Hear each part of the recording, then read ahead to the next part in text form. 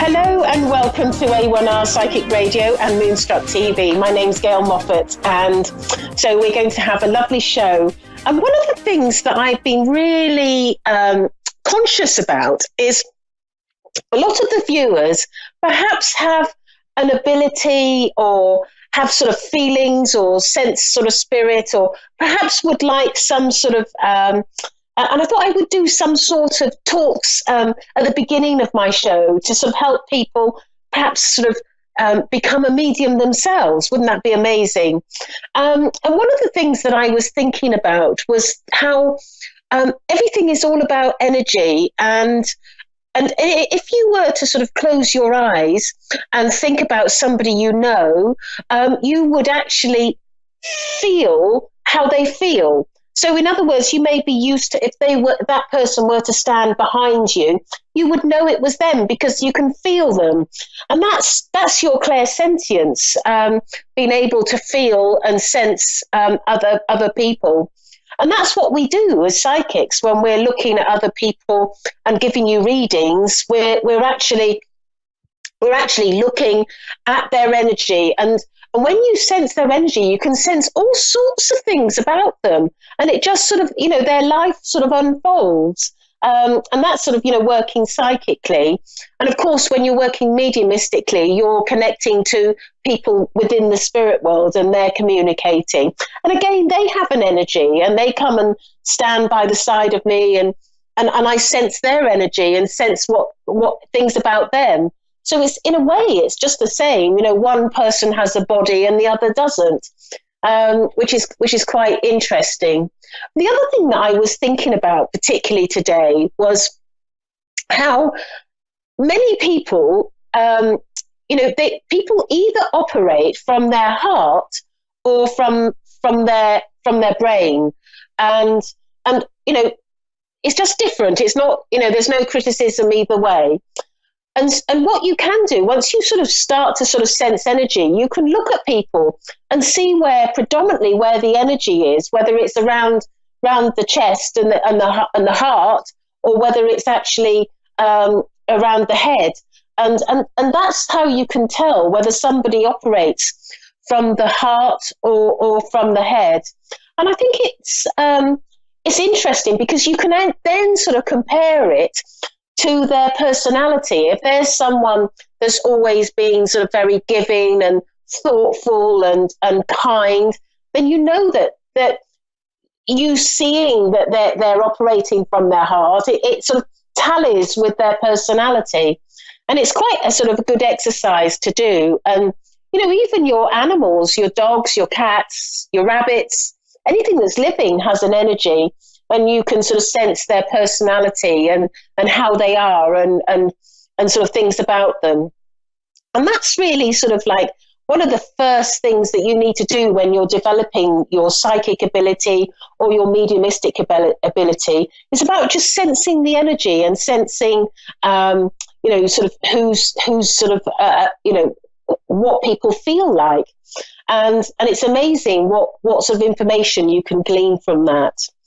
And the other thing is that I often think about, when we're looking at sort of energy, every living thing has an energy. So plants and trees and the sea, it's amazing. I don't know if any of you live nearby the sea, but if you do, think about when you go to the sea and just what the energy, and another word that you could use is like atmosphere.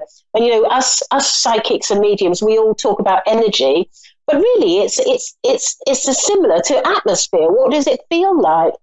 And I think sort of when you're by the ocean, it feels very powerful as that energy comes waving in, to the land. Can you imagine what it would feel like if it was, say, thunder and lightning, or a heavy rainstorm or a hurricane? Can you imagine what the energy would be like then? I think it would be quite sort of quite incredible, quite powerful. But there's many sort of ways that people sort of work with sort of divination. They look at sort of, perhaps tarot cards or runes or, sort of, or even palmistry, looking at the hands. And these are other sort of, tools that are great sort of tools to start with. And, many people become very experienced at them. But for me, with my mediumship, it was always, I was able to connect to my guides. And so I never sort of really used those tools. But in the early days, I very much did. And I found that that was a good way to sort of start out with developing my mediumship. I remember sitting for hours with tarot cards and laying them all out and then reading the book to see what it meant and things like that. But these are things that you could do, if you're thinking about developing your mediumship. They're all good things to start the ball rolling. Anyway, I'm very keen to take... we've got 2 callers ringing in today, and I think my first caller is waiting. Jeanette in Davenport, Iowa. Are you there? Yes, I am. Hello, Jeanette. How are you? I'm great, thank you. How are you? Oh, very, very well, thank you. So I'm a medium. I can connect to loved ones in the spirit world, or I can look at an aspect of your life. Is there a particular way that you would like me to work, and where would you like me to focus? An aspect of my life. Okay, which aspects would you like me to focus on? A relationship. Okay. Right. The reason I ask is because we've got such a short space of time, and I just wouldn't get to the point if we're sort of. I could be over connecting to Aunt Ethel who passed 30 years ago, and it's not really where you want to be. So, and it's not. We don't have the amount of time that you'd have, say, in a private reading. Right. So, relationships.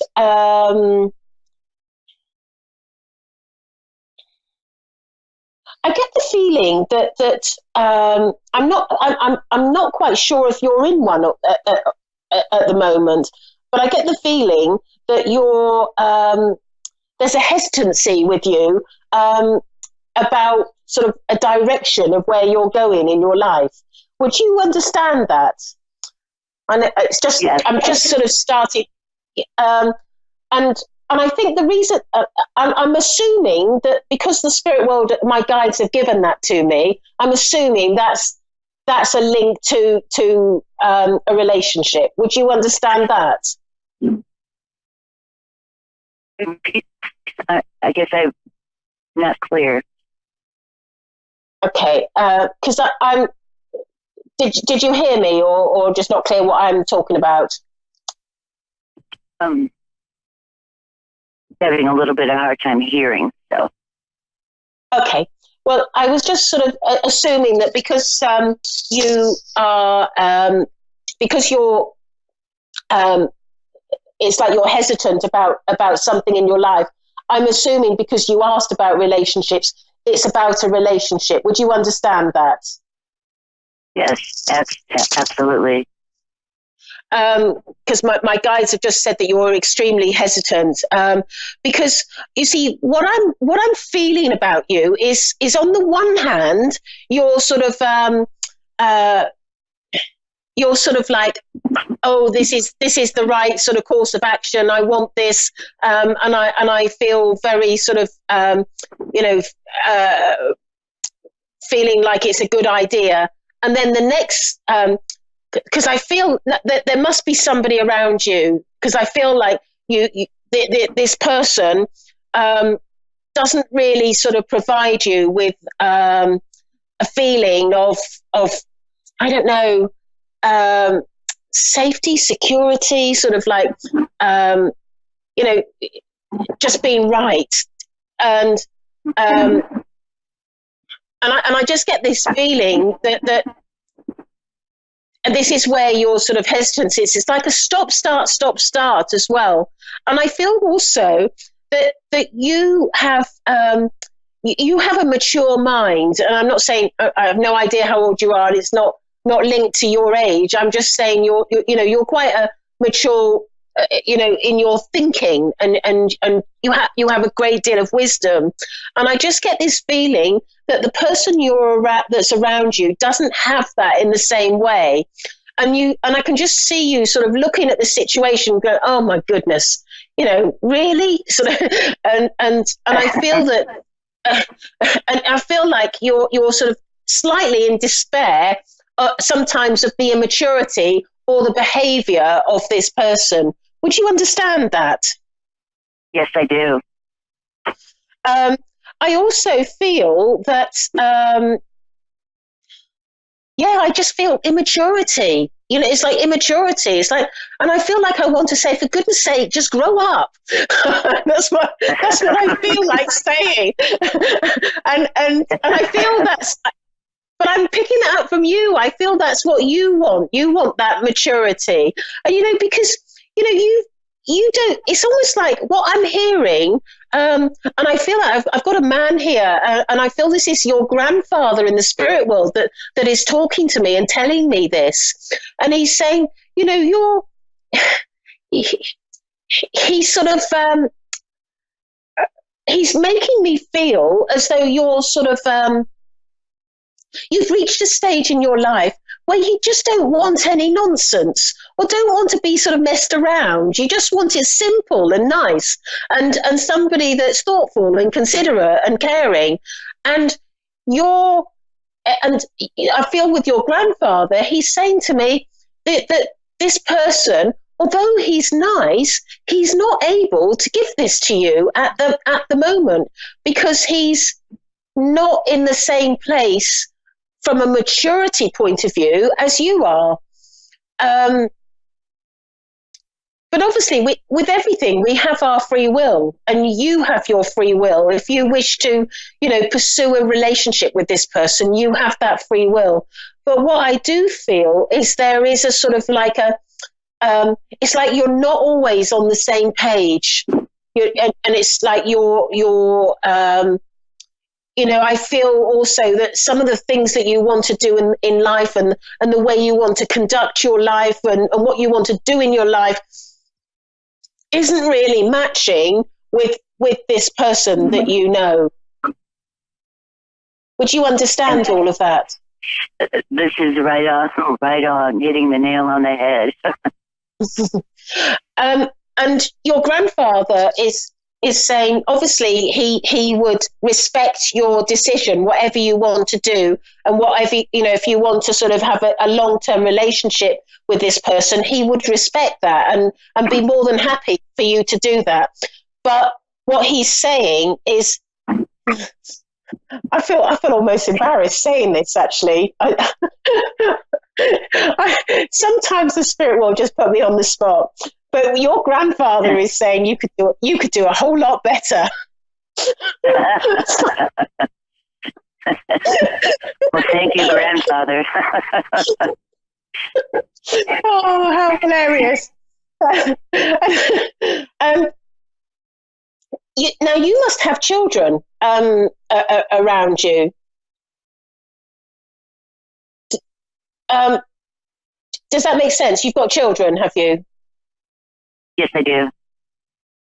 Because I'm getting the feeling that they aren't so keen on him either.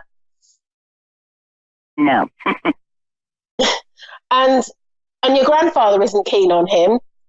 Your children aren't very keen on him, and you've got a big question mark over him. And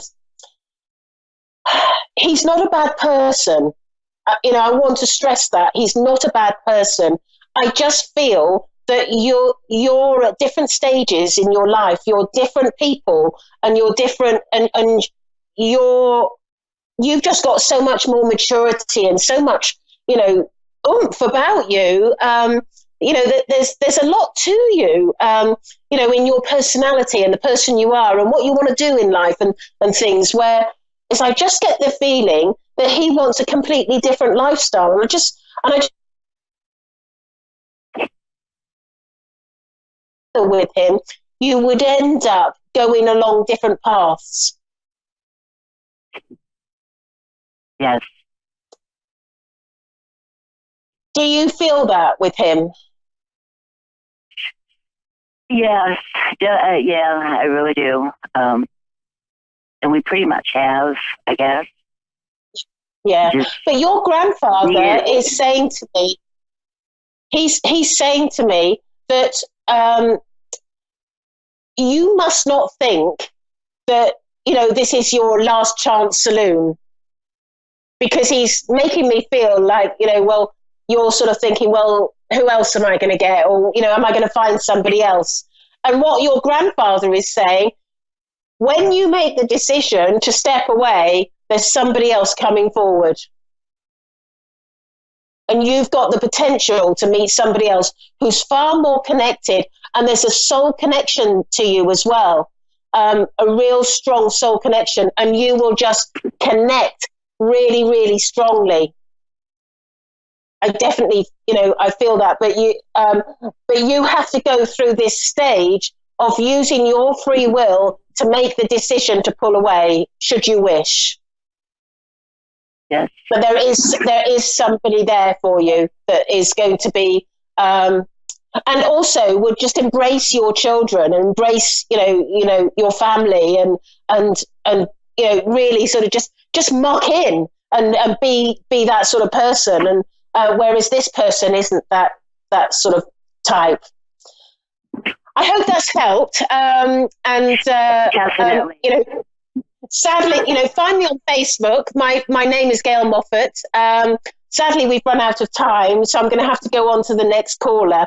But Jeanette, it's been lovely talking to you. Thank you for calling in. Thank you very much. Thank you very much. All right. My pleasure. Bye-bye. Okay, bye-bye. Hello, I believe we have, now I've got to work out how to pronounce your name, Risa in Sullivan, Indiana. Yes. Are you there? Have I pronounced your name correctly? Risa, is that right? Yes, that's right. Oh, phew. I don't want to offend. So anyway, I'm a medium, and I'm also a psychic, so I can look at aspects of your life and get guidance from my guides, or I can connect to a loved one in the spirit world. Is there any way that you prefer me to work? And if so, where would you like me to focus? Loved one. And who would you like me to connect to? My mom. Oh, I know what it's like to lose a mum.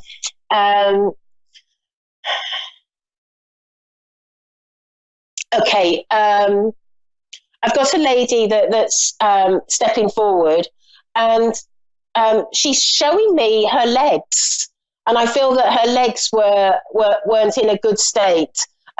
Towards the bottom of her legs, I feel like they're a little bit purple or swollen, or, you know, like having a bit of edema. Does that make sense to you? No. Okay, I may have somebody else then, and because I've got this lady that is, it's like she's carrying a bit of weight, and she's sitting in a chair, and she was struggling with her walking and her feet, and I'm just going to ask her who she is. You say something about her chest? Yeah, she would sit in a chair. She's Yeah, got that's problems. my mother. She's got problems with her feet, though. I feel like they're a little bit swollen. Yeah, she had a little trouble with her feet, yes. Okay, thank you. I have got the right person. You had me worried for a moment there. I'm sorry. That's all right. Anyway, she's making me feel like she's the really sort of the lovable mum. Like she's got a big heart, and I feel like you know, her children and her grandchildren and children, you know, everyone around her loved her. Would you understand that about your mum? Yes. Because I feel that she's also quite playful with the younger children, and they love to sort of jump all over her. I just know that she's just very, very good with children. And I also feel that she was really good at giving advice. She had sort of quite a bit of wisdom about her, and she was always supportive. To sort of, to you and other members of the family, giving advice. And she loved to know what was going on and who was doing what and where. She was always very curious about, her family and what's going on. I get the feeling with your mum is that she had a really sort of, like an old-fashioned way of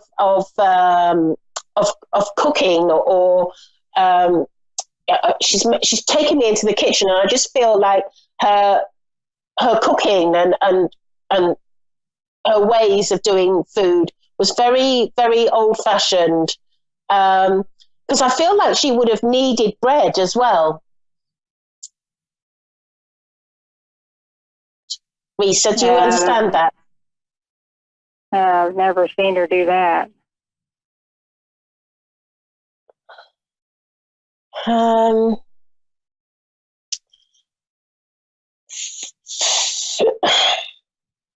just get this feeling that she had because she's showing me her kitchen. It looks very old fashioned. It's not a modern kitchen, and I feel like there's a sort of like a range cooker there as well. Would you understand that, Risa? Yeah.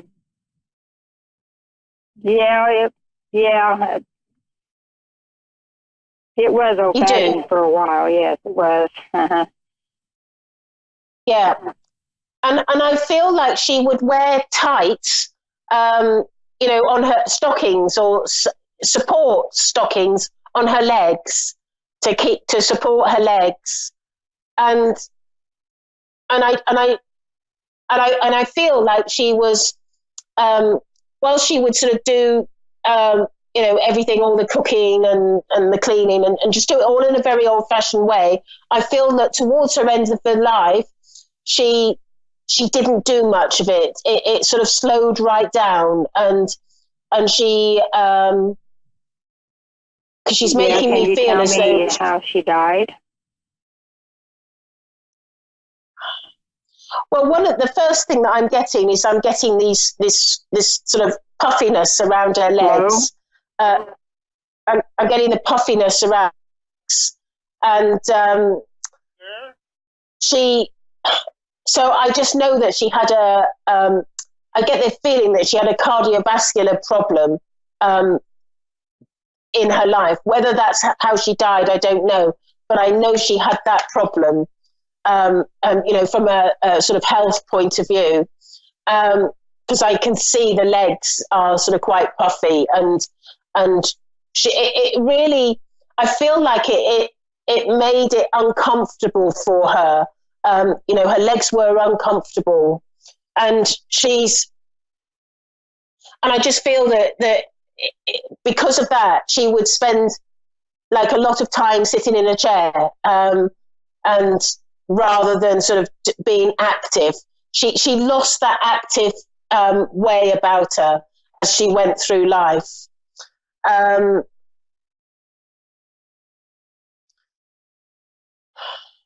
She's showing me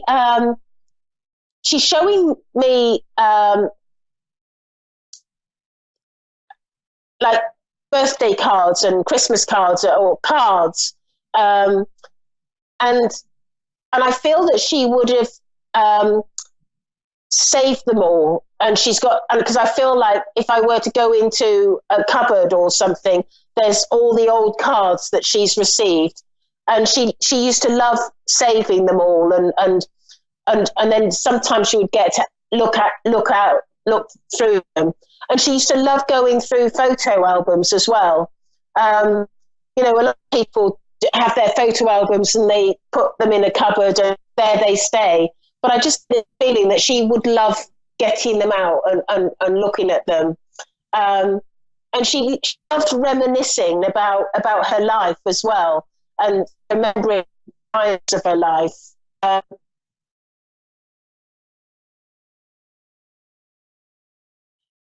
And I feel also there was something to do with your relationship. I feel that you had a relationship, and there was, I don't know whether there was. It meant that there was a problem between you and your mum, and I don't mean a problem as in a negative one. It's more about you not being able to see her as often, because it feels as though you had to sort of move away or not be so local as you were. And I feel that was, because I feel there's a sadness around that, and I don't know whether that was with you or with her, but I just got that sort of sadness that you weren't able to connect in the way that you and her would have liked.